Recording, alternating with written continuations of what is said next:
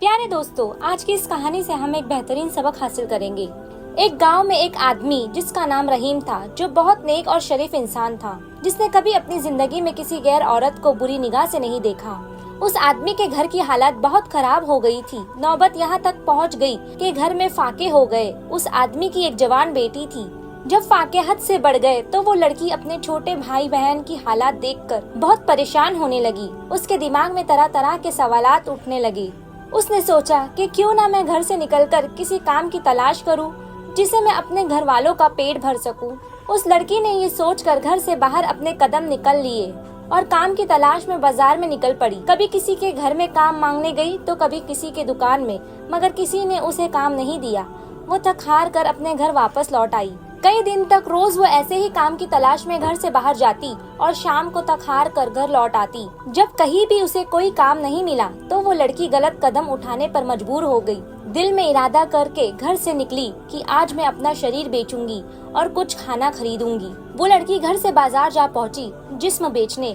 लड़की वहां गई और लोगों को अपनी तरफ आकर्षित करना शुरू कर दिया। वो लोगों को अपनी तरफ आकर्षित करने की कोशिश करती रही, लेकिन किसी ने भी उसकी तरफ ध्यान नहीं दिया। ध्यान तो दूर की बात, किसी ने उसकी ओर निगाह तक उठाकर नहीं देखा। लोग आते और उसकी ओर नजर उठाए बिना निकल जाते। इसी तरह खड़े खड़े लड़की को शाम हो गई। वो परेशान होकर घर की ओर कदम बढ़ाने लगी। जब घर पहुंची तो अपने वालिद को परेशानी में देखा। दरवाजे पर बाप ने बेटी को देखा और पूछा, बेटी कहाँ गई थी? लड़की अपने वालिद की बात सुनकर उनके पैरों में गिरकर रोने लगी और माफी मांगने लगी। और फिर रो रो कर सारा माजरा बयान किया और माफी मांगने लगी कि अब्बा हुजूर, मुझसे अपने भूखे से बिलखते हुए भाई बहन की हालत देखी नहीं गई और मैं मजबूर होकर जिस्म बेचने गई थी, लेकिन एक भी आदमी ने मेरी तरफ नजर उठाकर नहीं देखा। पूरी बात सुनने के बाद बाप ने अपनी बेटी से कहा कि बेटा, तुम्हारे बाबा ने आज तक कभी किसी गैर औरत को आँख उठाकर नहीं देखा, तो यह कैसा हो सकता था कि कोई तुम्हें नजर उठाकर देखता।